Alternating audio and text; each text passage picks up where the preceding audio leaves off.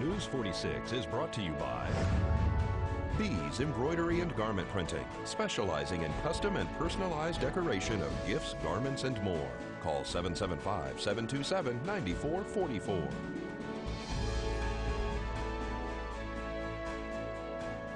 News is also brought to you by J.K. Nelson Law. Call 727-9900 today for your free consultation. If you need a lawyer, you need Nelson. News 46 is also brought to you by Humana, serving the community. Please stop in at 1397 South Loop Road on the corner of Loop and Highway 160.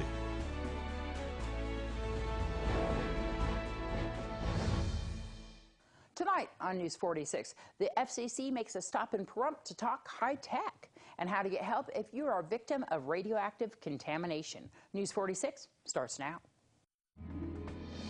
You're watching KPVM News 46 with Deanna O'Donnell.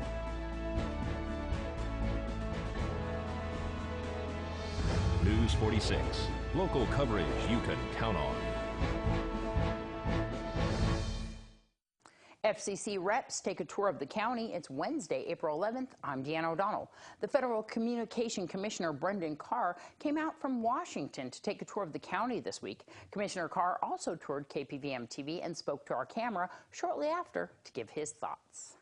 The purpose of this visit is to learn even more about broadband deployment and what broadband deployment means to rural and remote communities. What we're seeing is that broadband right now is a key to economic opportunity, to job creation. And so we're trying to find ways to talk to people here, learn their stories, and see how back in D.C. we can do our job to make it easier for more Americans to get more broadband. This morning we went to Beatty Medical Clinic, which one is essentially the only medical facility within about 60 miles of Beatty.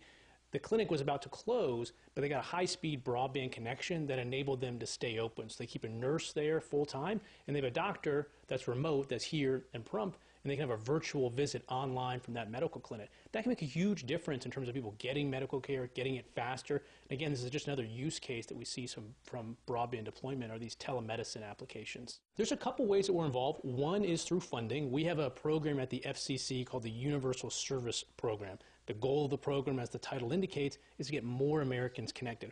Right now, that's about a $10 billion a year fund, and so we're in the process of trying to reorient that fund, disperse that fund to help broadband deployment in these rural and remote areas. But the other piece of it is regulatory reform. There's still a tremendous amount of regulatory red tape that is slowing down deployment and adding to the cost of what is essentially an infrastructure project.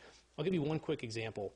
Right now, wireless is shifting from these large 100, 200-foot towers to much smaller cells called small cells. They could be the size, essentially, of a backpack or a pizza box. But you need a lot more of them to cover the same area as one of those large towers. Well, our federal historic and environmental review procedures assumed that every new cell site is a 200-foot tower, so you had a lot of cost, a lot of timeline. What we did last month at the FCC is that we excluded these new small cells from that federal historic and environmental review procedure. One study indicated that that should save about $1.6 billion over the course of the next few years. That's money that can now be reinvested to extend wireless coverage or other high-speed broadband coverage to communities that didn't have it before. So those are some of the steps we can take at the federal government level to cut regulatory red tape. Valley Communications has been doing a lot of work the last couple of years to try to connect these communities, and that's one of the great things that we saw all the way from Beatty to a farm in Amargosa Valley.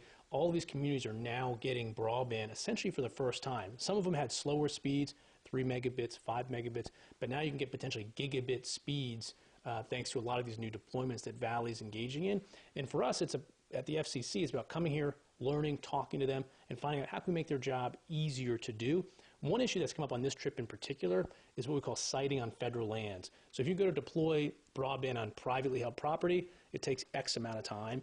If that same piece of property is owned by the federal government, it takes twice as long to get the permits, the approvals.